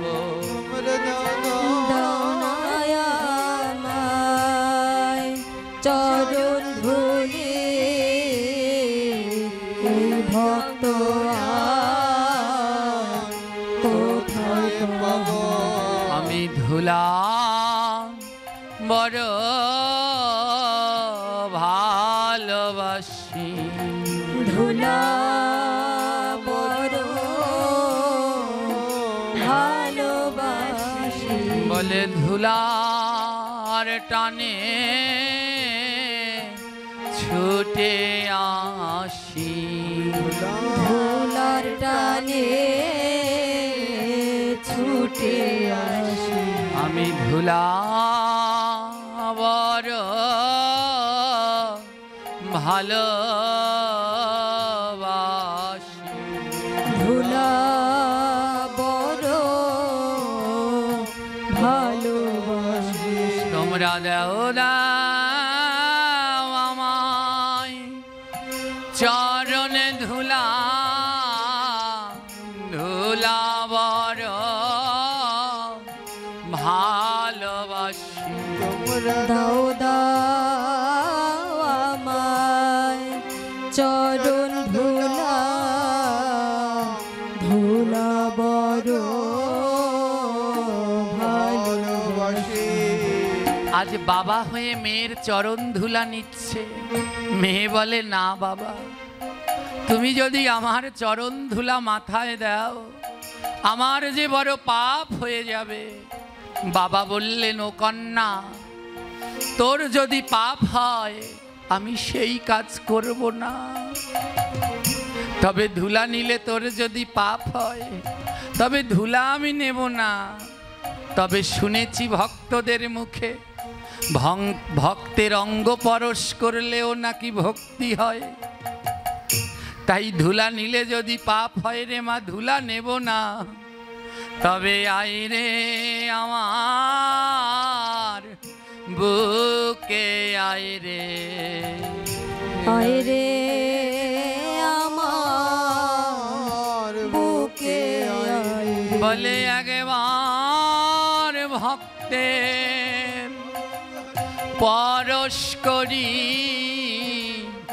আই রে আমার একবার ভক্তের পরশ করি হরি বল হরি বল আমার বুকে আয় রে বলে আয় রে আমার বুকে আয় রে আয় রে আমার বুকে আয় বলে একবার ভক্তে পরশ করি আয় রে আমার বুকে আয় রে। একবার ভক্তে পরশ করি আয় রে আমার বুকে আয় আমার বুকের মাঝে অনেক জ্বালা বুকের মাঝে অনেক জ্বালা ও সে কারো কাছে যায় না বলা বুকের মাঝে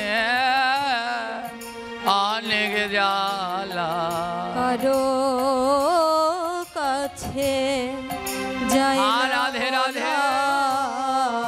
বুকের মাঝে অনেক জ্বালা আমি এই সঙ্গ আর কবে পাবো কবে পাবো তোরা আয় রে ভক্ত পরশ করি এই সঙ্গ আর কোথায় পাবো আয় রে ভক্ত পরশ করি সঙ্গ আর কবে পাবো আজ কন্যার পিতা বুকে জড়িয়ে ধরে কাঁদছে আর কন্যা বলছে বাবা আমায় আশীর্বাদ করো আমারও স্বামীর দরকার নেই আমি ওই চোরকে যেন গোবিন্দকে চিনাতে পারি আমার মহাপ্রভুকে যেন চিনাতে পারি আমি যেন ওকে ভক্ত করতে পারি বাবা তাহলে আমার এই জীবন ধন্য হবে এইদিকে বাবার কন্যা যখন একে অন্যকে জড়িয়ে ধরে কাঁদছে আর সুদর্শন চোরা ঘরের ভিতরে চুরি করছে ওই রাজকন্যার সোনা দানাগুলো খোঁজ করছে আর ঘরের ভিতরে যখন সোনা দানাগুলো খোঁজ করছে রাজকন্যা গিয়ে দেখে সারা ঘর তল্লাশি করছে রাজকন্যা বলল স্বামী তুমি কি খোঁজ করছো তা আমি জানি ও স্বামী তুমি টাকা পয়সা খোঁজ করছো সোনা দানা খোঁজ করছো ও স্বামী আমার ঘরে ওই সোনা দানা নেই আমার কাছে গয়না মালে তুলসীর মালা আমার কাছে সাজের জিনিস মানে তিলক আমার কাছে তুলসীর মালার তিলক ছাড়া কিচ্ছু পাবে না স্বামী আমি সব জানি আমাকে ভালোবেসে তুমি বিয়ে করনি তুমি বিয়ে করেছো আমার গয়নার সম্পদের জন্যে চোরটা থরথর করে কাঁপছে কি আমি রাজকন্যার হাতে ধরা পড়ে গেলাম রাজকন্যা বলছে স্বামী আমার বাবা আমার জন্য অনেক গয়না গড়িয়েছে আমি তোমায় কথা দিলাম আমার সব গয়না আমি তোমাকে দিয়ে দেব একটা গয়নাও রাখবো না কারণ আমার গয়নার কোনো দরকার নেই আমি সব গয়না দিয়ে দেব শুধু আমার একটা শর্ত পালন করবে চোরটা বলে কি শর্ত চোরটা বলে কি শর্ত রাজকন্যা বললেন আমার সাথে 7টা দিন থাকবে বেশি না কয়দিন বলছে আমার সাথে 7টা দিন থাকবে চোর বলে বেশ 7 দিনের ব্যাপার তো থাকবো তাহলে তাই হোক। এই 7 দিন আমি যা যা বলবো তুমি তাই তাই করবে। চোর বলল, বেশ বৃন্দা, এই 7 দিন আমি তোমার সাথে থাকবো, কিন্তু কথা দাও 7 দিন পরে তোমার সব অলংকার আমায় দিয়ে দেবে, আমি চলে যাব, আমি কিন্তু তোমায় ভালোবাসি না। বৃন্দা বলল, বেশ। প্রথম দিন শুরু হলো। ওমা, যারা কৃষ্ণ ভক্ত তাদের সকাল কটায় হয়? 8টায়, 9টায় না 10টায়? জোরে বলবেন। 4টায়। যারা কৃষ্ণ ভক্ত তাদের সকাল 8টা 9টায় হয় না। এ জগতে যারা আমার গোবিন্দের ভক্ত তাদের সকাল হয় 4টায়। তাদের দিন শুরু হয় কি দিয়ে? চায়ের কাপ দিয়ে, মুড়ি দিয়ে, কি দিয়ে গো? মঙ্গল আরতি দিয়ে। তারা সকালবেলা উঠে চায়ের কাপ খোঁজে না। এই হলো ভক্তদের মধ্যে আমাদের মধ্যে পার্থক্য। আমরা ঘুম থেকে উঠে চায়ের কাপ খুঁজি, আর ভক্তরাও ঘুম থেকে উঠে তিলকের বাটিটা খোঁজে, স্নান করে আগে তিলক পরে তাড়াতাড়ি করে মঙ্গল আরতিতে যায়। চোর, সকাল হয়ে গেছে, চোর তো ঘুমাচ্ছে, বৃন্দা উঠে পড়েছে, উঠে চোরকে ডাকছে, স্বামী তাড়াতাড়ি ওঠো, তাড়াতাড়ি ওঠো। চোর বলছে, আরে বৃন্দা তোমার ভয় নাই, আমি যে চোর সে অন্য চোরেরা জানে, তাই এত রাত্রে ডাকা লাগবে না, তোমার বাড়িতে চোর পড়বে না। সকালবেলায় ডাকছে তো, চোর ভেবেছে বোধহয় ওদের বাড়ি চোর পড়েছে, তাই ওকে ডেকে তুলছে। চোর বলছে, আরে কোনো চোর পড়বে না, তোমায় আমায় ডেকে তুলতে হবে না, কারণ সব চোরেরা জানে এইখানে আরেকটা চোর আছে, তাই ভয়ে অন্য চোরেরা চুরি করতে আসবে না। বৃন্দা বলে, চোর পড়েনি গো, মঙ্গল আরতির সময় হয়ে গেছে। লাফ দিয়ে উঠে সুদর্শন চোরা বলে, সেটা আবার কি? মঙ্গল আরতি সেটা আবার কি? বলে, চলো আগে দেখবে। চোরকে বলল, যাও গিয়ে স্নান করে আসো। এই সকালবেলা স্নান আমি পারবো না। বৃন্দা বলল, শোনো, শর্ত ভুলো না। কয়দিন? আর কি করতে হবে? আমি যা বলবো তাই পালন করতে হবে, নইলে কিন্তু একটা গয়নাও পাবে না। চোর তাড়াতাড়ি করে স্নান করে আসলো। বৃন্দা দাদা সঙ্গে তিলক পরিয়ে দিল, তিলক পরিয়ে দিল আর ধুতি উত্তরি দিল, নাও এটা পরে মন্দিরে আসো। মন্দিরে গেল, ধুতি উত্তরি পরে মন্দিরে গেল। বৃন্দা, ভক্ত বৃন্দা মঙ্গল আরতি শুরু করলো। স্বামীকে বলল, স্বামী তুমিও আমার সাথে গাও এ মঙ্গল আরতি। এই মঙ্গল আরতি না করলে জীবনে মঙ্গল হয় না, গোবিন্দকে পাওয়া যায় না। মঙ্গলময় মঙ্গল গোবিন্দকে পেতে হলে প্রত্যহ মঙ্গল আরতি করতে হবে। হ্যাঁ, ভক্তবৃন্দা গাইতে শুরু করলেন, মঙ্গল আরতি গৌর কিশোর, মঙ্গল আরতি গৌর কিশোর,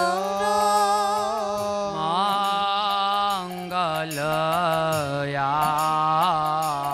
আরতি গৌর কিশোর, মঙ্গল আরতি গৌর কিশোর, মঙ্গল নিত্যানন্দ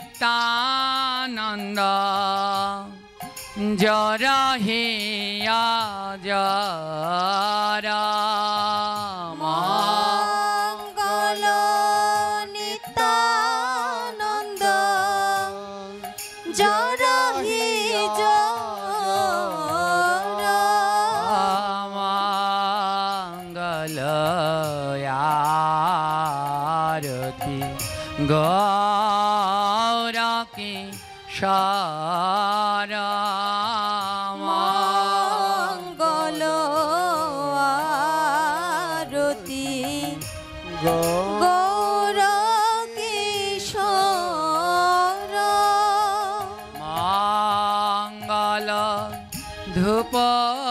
দীপ লইয়া স্বরূপ মঙ্গল ধূপ দীপ লইয়া স্বরূপ মঙ্গল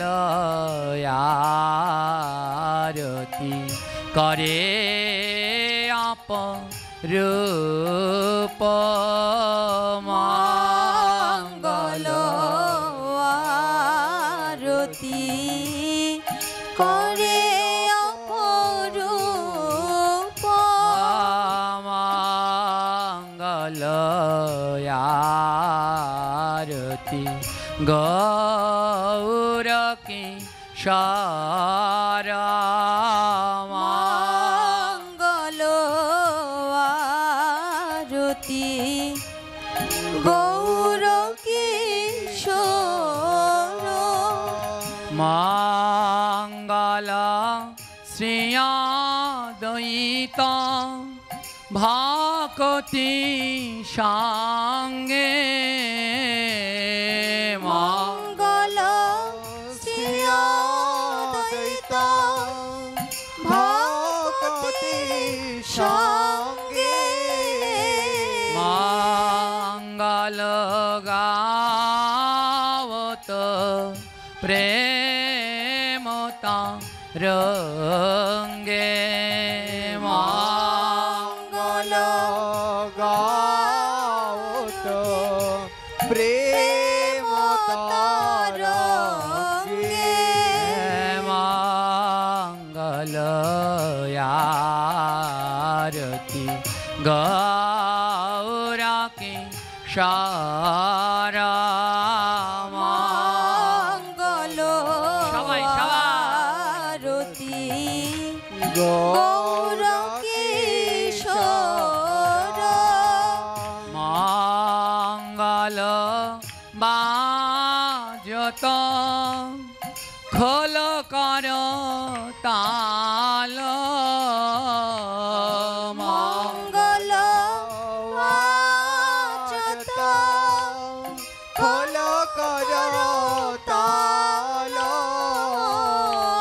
মঙ্গল হরি দাস নাচত ভাল মঙ্গল হরি দাস নাচত ভালো মঙ্গল ধূপ দীপ লইয়া স্বরূপ মঙ্গল ধূপ দীপ লইয়া স্বরূপ মঙ্গল আরতি করে অপরূপ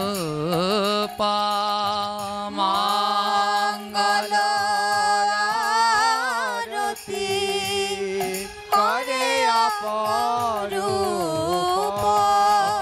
মঙ্গল গদাধর হেরি পাহু হাস মঙ্গল গদাধর হেরি পাহো মঙ্গল গাবত দীন কৃষ্ণ দাস মঙ্গল গাওত দিনা কৃষ্ণ মা এই হলো আমাদের আদি মঙ্গল আরতি, যার রচয়িতা দীনকৃষ্ণ দাস। হ্যাঁ, এই তুলসী আরতি করেন, এর রচয়িতার নাম কি? এই দীনকৃষ্ণ দাস এই মঙ্গল আরতিও রচনা করেন। কিন্তু অত্যন্ত দুঃখ হলো কালের বিবর্তনে আজ আমাদের এই মঙ্গল আরতি, যেটা আদি গৌরীয় ধারার আরতি, বলবানে সেটা প্রায় হারিয়ে যেতে বসেছে। এটাই হলো আদি মঙ্গল আরতি, সকালবেলায় দুটো, এটা গৌরের আরতি, এরপর হলো যুগল আরতি। এটা হলো আদি পরম্পরার, কিন্তু দুঃখের বিষয় এখন আর এইগুলো অনেকেই গায় না, জানেই না। সবাই সকালবেলায় এই আরতিটা করবেন। যাদের যাদের লাগবে এই বই থেকে ছবি তুলে নিয়ে যাবেন। কারো যদি এই বই লাগে, এটা আমার শ্রী গুরুদেবের রচিত বই, শ্রীনামামৃত সংকলন সিন্ধু। যত প্রকার শুদ্ধ আদি ধারার ভজন আছে, সকালে ঘুম থেকে ওঠা পর্যন্ত, রাত্রে শয়ন করা পর্যন্ত সমস্ত কিছু এই গ্রন্থের মধ্যে রয়েছে। কারো যদি দরকার হয় এদের কাছে পাওয়া যায়, নেবেন।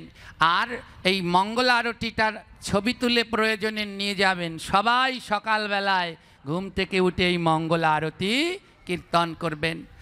আজ ভক্তবৃন্দা স্বামীকে বললেন, আমার সময় মতো বলে দেব।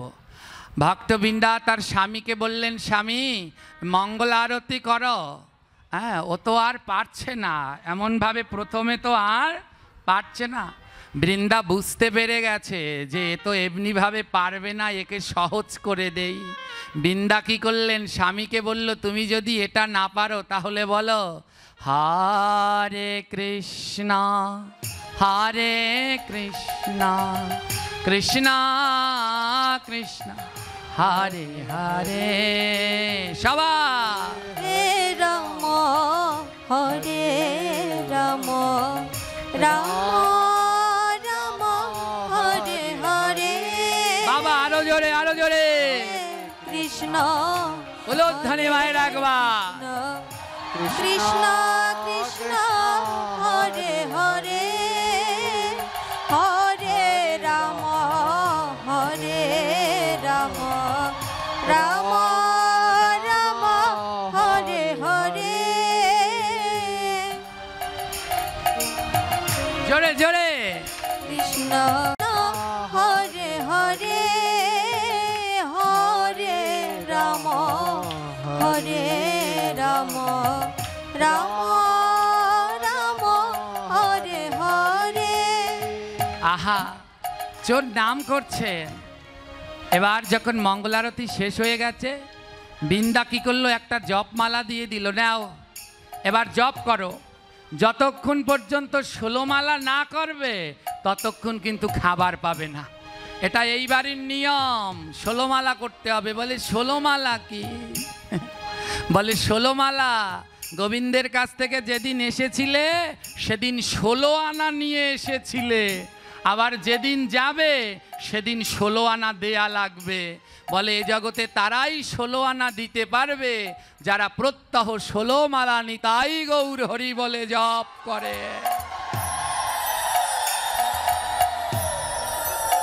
জপ করা হলো। এবার বৃন্দা গীতা ধরিয়ে দিয়েছে, নাও এবার গীতা পাঠ করো। গীতা পাঠ করলো। এবার প্রসাদ দিল।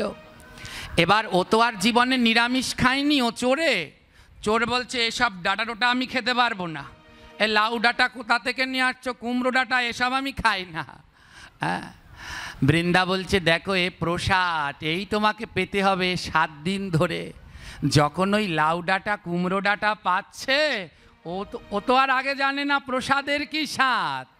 আমার যারা প্রসাদ পায় তারা জানে ও লাউ ডাঁটা কুমড়ো ডাঁটায় কী স্বাদ, আর যারা ওটা জানে না, যারা লাউ ডাঁটা আর হাড় চিবায়, এরা পার্থক্য বুঝবে না। প্রসাদ পেলে বুঝতে পারবে ওর মধ্যে কি পার্থক্য। যেই চোর প্রসাদ পাচ্ছে দেখছে এ তো অমৃত, হ্যাঁ আগে যা খেতাম এ তো তার থেকেও স্বাদ, হ্যাঁ বড় আনন্দ লাগছে। এমনি করে চোর প্রতিদিন সকালবেলা ঘুম থেকে ওঠে, মঙ্গল আরতি করে, তিলক করে, হ্যাঁ গীতা পাঠ করে, প্রসাদ পায়। আর রাত্রবেলায় ওই বৃন্দা ভাগবত নিয়ে বসে, আর চোর বসে বসে সেই ভাগবত পাঠ শ্রবণ করে। আমার এই ভাগবত শুনতে 7 দিন সময় লাগে, একেবারে প্রথম থেকে শেষ পর্যন্ত, যাকে বলা হয় ভাগবত সপ্তাহ। প্রতিদিন চোর রাত্রবেলায় ভাগবত শুনতে শুনতে সকাল হয়ে যায়, কিন্তু মনের তৃষ্ণা আর নিবারণ হয় না। যারা প্রকৃত ভাগবত পিপাসু তাদের সারা রাত্র ভাগবত শোনালেও তারা যাবে না, তারা বলবে আরও বলো আরও বলো। আর যারা এর মাহাত্ম্য বোঝে না তারা শুধু দৌড়াদৌড়ি করবে, লাফালাফি করবে, তাড়াতাড়ি শেষ করো শেষ করো। হ্যাঁ, আজ এমনভাবে ওই চোর ভাগবতে ডুবেছে, রাত্র শেষ হয়ে যায় কিন্তু তাদের ভাগবত আর শেষ হয়ে যায় না। দ্বিতীয় তৃতীয় দিন চলে গেল, দ্বিতীয় তৃতীয় দিন চলে গেল, চতুর্থ দিন বৃন্দাকে আর ডাকা লাগছে না। সকালবেলায় ও নিজে নিজেই তিলক করছে, স্নান করছে, মঙ্গল আরতিতে চলে এসেছে। চতুর্থ দিন নিজে নিজেই মঙ্গল আরতি গাইছে, সন্ধ্যা আরতি গাইছে, আর ভাগবতের স্পৃহা বাড়ছে। শুনতে শুনতে ষষ্ঠ দিনে চলে এসেছে। ষষ্ঠ দিনে সেই গোপিকার ভাগবতের শেষের দিকে গোপিকাদের বিলাপ, সেই বৃন্দাবনের মধুর লীলা শ্রবণ করছে, আর চোরের দুই নয়ন থেকে জল ঝরছে। আহা, বৃন্দাবন ভাগবত শুনছি, তাতেই এই বৃন্দাবন এত সুন্দর। যদি একবার বৃন্দাবনে যেতে পারতাম, না জানি বৃন্দাবন কত সুন্দর। ওমা, এখন আর ওই চোরকে বলে দিতে হয় না সকালে ওঠো, ও নিজেই ওঠে। এখন আর ওকে তিলক করিয়ে দিতে হয় না, ও নিজেই তিলক করে। এখনও 16 মালা জপ করে, গীতা পাঠ করে, প্রসাদ পায়, ভোগারতি, সন্ধ্যা আরতি, মঙ্গলারতি সব কিছু অংশগ্রহণ করে, সারা রাত্র ধরে ভাগবত শ্রবণ করে। আজ সপ্তম দিবসে এসে পৌঁছেছে, শেষ দিন। আজ শেষ দিনে এসে পৌঁছেছে। ওই বৃন্দা ভাগবত পাঠ করছে, শেষ দিন বৃন্দাবনের বর্ণনা করছে।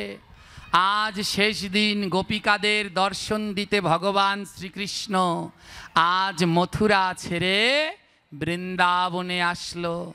আর সখীগণ আমার এতদিন পর গোবিন্দকে পেয়ে আনন্দে বিভোর হয়ে গেলেন, আর বলে উঠলেন, হে শ্যাম, বহুদিন পরে তুমি এই বৃন্দাবনে আসলে, আর তোমায় মথুরায় যেতে দেব না। গোপীগণ গেয়ে উঠলেন, বহুদিন পরে আজ এলো শ্যামরায়,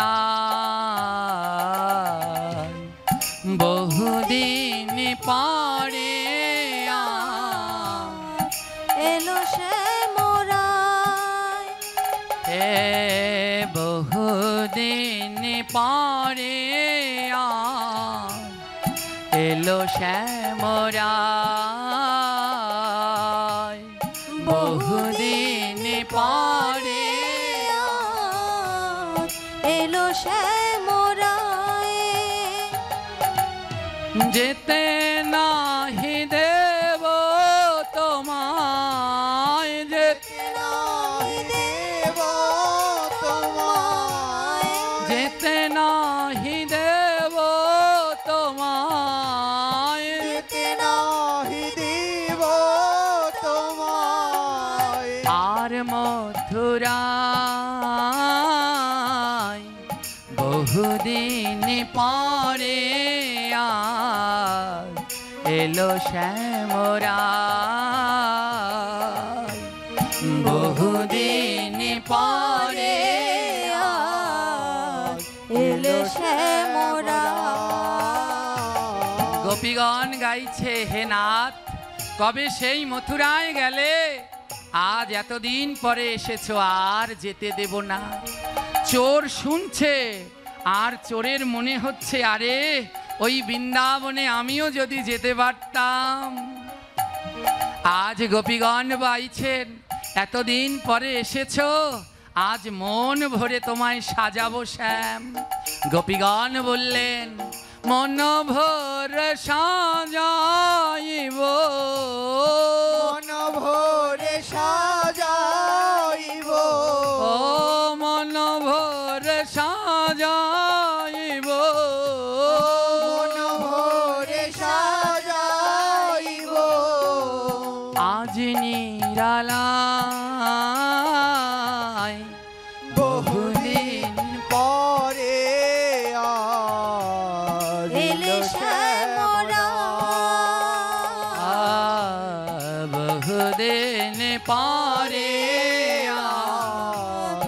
এলো শ্যামরায় বহুদিন পরে পরে আজ এলো শ্যামরায়। চোর বলছে, হে বৃন্দা, যদি আমিও বৃন্দাবনে যাই আমিও কি কানাইকে সাজাতে পারবো? বৃন্দা বলে, হ্যাঁ গো, ওই বৃন্দাবনে যে একবার যায় সেই ওই যুগলের রূপ দেখতে পায়। সখীগণ গাইছে, হে নাথ, এতদিন পর বৃন্দাবনে আসলে আর এই বৃন্দাবন ছেড়ে যেও না, ছেড়ে যেও না গো নাথ, ছেড়ে যেও না গো নাথ, ছেড়ে যেও না গো নাথ, ছেড়ে যেও না গো নাথ, ধরি তব পায় বহুদিন পরে আজ এলো শ্যামরায় সবাই বহুদিন পরে আজ এলো শ্যামরায় 7 দিন ভাগবত হলো। যখন আজ এই লীলা শুনল, সুদর্শন চোর তার সহধর্মিনী বৃন্দাকে বলল, বৃন্দা, আহা, ও বৃন্দাবন না জানি কত মধুর, আমিও যদি পারতাম। বৃন্দা, আমি আর সংসারে থাকবো না, আজই আমি বৃন্দাবনের উদ্দেশ্যে রওনা দেব। যেইখানে আমার শ্যাম সুন্দর আছে, আমি আমার শ্যাম সুন্দরের কাছে যাব।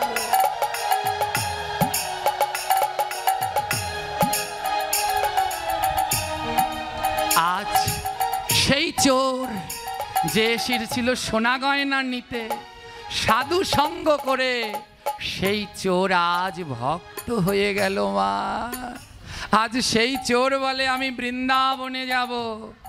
কে বলেছে সাধু সাজলে ফল নাই? ওই চোর সাধু সেজেছিল বলে আজ সাধু হতে পেরেছে। আজ চোর বৃন্দাবনে যাবে, আর বৃন্দা এসে সেই সোনা গয়না নিয়ে এসেছে। স্বামী, আমি তোমায় কথা দিয়েছি 7 দিন থাকলে সোনা গয়না দিয়ে দেব, নাও, সোনা গয়না নিয়ে নাও। চোর বলছে, এতদিন তো আসল সোনা চিনতে পারিনি, আজ চিনেছি। ওই সোনা আমার চাই না, আজ বৃন্দাবনে গিয়ে আমার কৃষ্ণ সোনা আমি নিয়েই নেব। হরি বল। এই হলো মা সাধু সঙ্গের ফল। আমরা ভাগবত পাঠের অন্তিম পর্যায়ে এসেছি। কেউ নিজের জায়গা থেকে উঠবেন না। আপনারা কি মোমবাতি এনেছেন? যারা যারা আনেননি তারা তারা হাত তুলুন। তারা হাত তুলে অমনি থাকবেন। যারা যারা আনেননি তাদের কাছে আমাদের এই কমিটির ভাইয়েরা গিয়ে মোমবাতি দিয়ে আসবে। যারা যারা আনেননি বা আনতে পারেননি তাদেরকে এনেছো তো তোমরা? হ্যাঁ, তো যারা যারা আনেননি তাড়াতাড়ি নিয়ে যান। জয় মোমবাতিগুলো এনেছেন? হ্যাঁ, আর ওই যে দিচ্ছে, কেউ কথা বলবেন না, আমার কথা ধ্যান দিয়ে শুনুন। কেউ কথা বলবেন না। যার 2টো মোমবাতি আছে সে পাশের জনকে দিন। মোমবাতি নিয়ে উঠবেন না, কারণ আমাদের মায়েরা কি পিছলা পিছলা শাড়ি পরে, যদি একবার লেগে যেতে পারে সর্বনাশ। তাই যে যার জায়গায় বসে থাকবেন।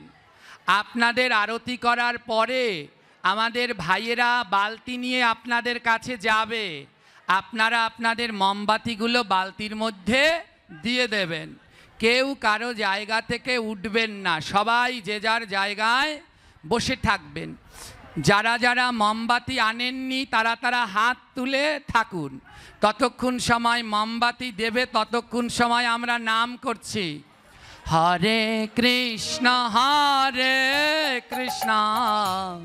কৃষ্ণ কৃষ্ণ হরে হরে, হরে রাম রাম রাম হরে হরে, হরে হরে কৃষ্ণ হরে কৃষ্ণ কৃষ্ণ কৃষ্ণ হরে হরে হরে রাম রাম রাম হরে হরে হরে কৃষ্ণ কৃষ্ণ কৃষ্ণ হরে হরে হরে রাম রাম রাম হরে হরে হরে কৃষ্ণ হরে কেউ কারো জায়গা থেকে উঠবেন না, সবাই নিজের জায়গায় বসে থাকো। হরে হরে রাম সবাই নাম করুন, সবাই। রাম রাম হরে হরে হরে কৃষ্ণ কৃষ্ণ কৃষ্ণ হরে হরে হরে রাম রাম রাম হরে হরে ব্রহ্মচারী आरती करी तोमार आरती करी जय बाबा लोकनाथ ব্রহ্মচারী সবাই যার যার প্রদীপ উপরে জাগিয়ে হে জয় বাবা লোকনাথ ব্রহ্মচারী आरती करी तोमार आरती करी জয় বাবা লোকনাথ ব্রহ্মচারী আরতি করি তোমার আরতি করি হে জয় বাবা লোকনাথ ব্রহ্মচারী आरती करी तोमार आरती करी জয় বাবা লোকনাথ ব্রহ্মচারী আরতি করি তোমার আরতি করি पंच प्रदीप आर घृतवाती पंच प्रदीप पंच प्रदीप आर घृतवाती पंच रूपे दीपे तोमार आरती करी बाबा रूपे दीपे तोमार आरती करी जय बाबा लोकनाथ ब्रह्मचारी जय बाबा লোকনাথ ব্রহ্মচারী आरती करी बाबार आरती करी आरती करी बाबा আরতি করি आरती करी बाबार आरती करी তোমার आरती करी बाबा আরতি করি বাবা যাদের কাছে মোমবাতি নেই মোবাইল আছে তো সবার কাছে মোবাইলের আলোগুলো জ্বালান মোবাইলটাকে একদিন ভালো কাজে লাগান সবাই যার যার মোবাইলের আলোগুলো জ্বালিয়ে দিন সবাই মোবাইলটাকে একটু ভালো কাজে লাগান আজ বাবার মন্দির সবাই আলোয় আলোকিত করুন যাদের মোবাইল আছে সব মোবাইলের ফ্ল্যাশগুলো জ্বালিয়ে দিয়ে ঘুরিয়ে ঘুরিয়ে আরতি করুন जय बाबा लोकनाथ ब्रह्मचारी जय बाबा লোকনাথ ব্রহ্মচারী आरती करी बाबार आरती करी आरती करी বাবা हरि बोल लुध्वनि मायरा आरती करी बाबार आरती करी আরতি করি বাবা আরতি করি आरती करी बाबार आरती करी आरती करी बाबा আরতি করি शंखे बस्त्रे चरण धरी शंखे बस्त्रे